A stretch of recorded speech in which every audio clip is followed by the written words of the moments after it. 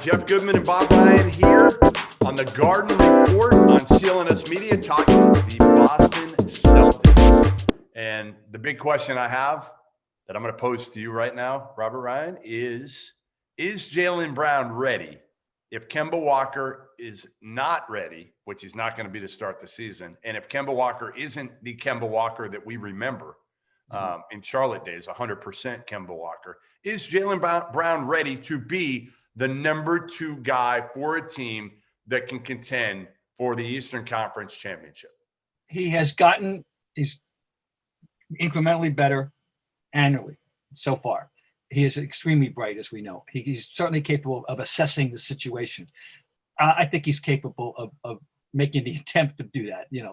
Yes, I do. I think he can recognize the need, and I think and as I say, he keeps continually getting better and better offensively. He was always an excellent young defender.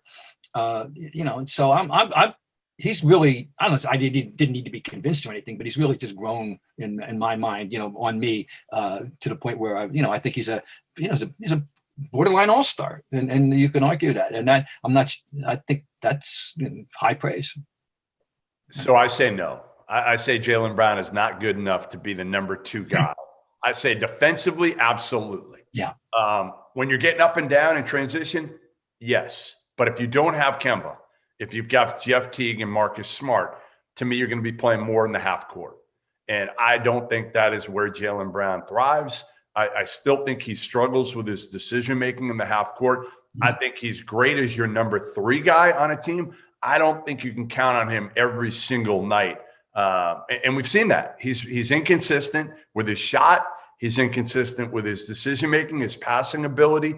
So I think they're in trouble. If Jaylen Brown's got to be your number 2 guy, I think the Celtics are not a team that can win or compete for the Eastern Conference title.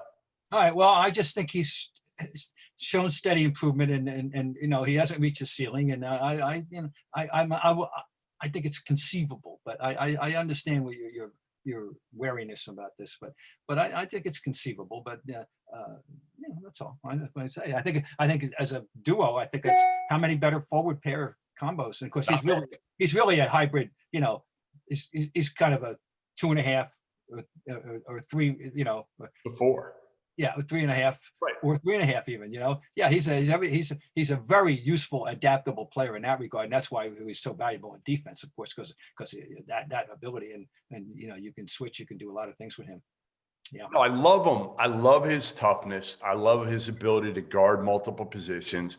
I'm okay now with the contract that they gave him. I didn't love it when they did it, but I understood it, and obviously it was a heck of a pick. What I've said. And I would have tried to do it. I would have tried to trade Jaylen Brown at his peak, which is kind of where he's at right now. I really feel like there's teams out there right now who feel like you do, that he can be a borderline all-star. And I think in this system last year, it was ideal for him. He had enough guys around him. The pressure was off him. He'd have some great offensive nights, but he had off nights too, in which Tatum and Kemba and Hayward could pick him up. Yeah. Well, Hayward, that's going to be interesting to see how that shakes out in general terms. Not having Hayward anymore, and because people are they have already forgot how well he was playing at the later stages. Right up to he made life easier. He moved the ball like that's where. Yep. Yeah, that's it. Oh, he did. Which, of course, that's a whole topic for him. His whole thought process is astonished. It stunned me, when I'm deviating. What do you want to see out of Jaylen Brown? What do you need to see for him to get there to where he is a borderline all-star? Well, I mean, obviously, you've hit it. He's not as consistent a shooter as you'd like to yet. He's gotten better, but is he? Something. He's not going to ever beat Tatum, I don't think, but 80% of that or something. No, I mean that's all. I mean, if he can become, and guys can get better and get. I've seen all the big players get better, and he's just intelligent enough to figure things out, I think, and I have faith that he's going to continue to work on his shot and get better, but he needs to up the grade, to be more consistent. Sure. I just, again, I think the biggest key for Jaylen Brown is you've got to run a system that plays to his strengths, which are in transition. And he does a lot of that by himself, right? I mean, he gets after the defensive end. He can create opportunities, offensive. Yeah, but I agree with you. He's better in transition. But I'm simply saying that I'm not saying he's peaked or maxed out in the half court game yet. I'd like to think he hasn't. If he has, okay, then I have to deal with it. But I don't think he has yet. The other part of this, Bob, the other part of Jaylen and even Tatum is I think they're going to have to work harder for theirs this year because you're not having Kemba and Hayward to make life easier for them. Kemba was just great also, not even setting them up that much, but just bringing them up and that smile and that on the court presence that he had to say, hey, Jason Tatum, when you're 0 for, remember the games he's had where, he started off 0 for whatever it was, to be able to go in his ear and say, hey, man, like, keep shooting. We need you to keep shooting. That's a very good point you make about it's not just technicalities that we're talking about, why Kemba is important. It was such, and because how many times did we identify the difference between Kemba and the guy he replaced, Mr. Irving, in terms of personality and he was the other guy had been a wet blanket over the team and this guy's a ray of sunshine, and yeah, very different.